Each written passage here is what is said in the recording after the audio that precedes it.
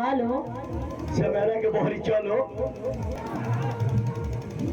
सुनी हाँ ज्यादा किस बारे में तो बड़ा तुम्हारी सभी मरावे लगे।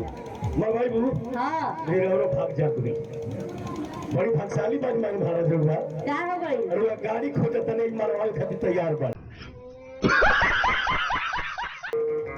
हाँ शर्मा जी हाँ एक बात है। क्या है?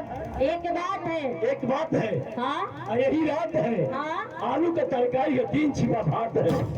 क्या बात है हमनी के साथ एक ही जात है। बदमाश कहीं बदमाश तर का।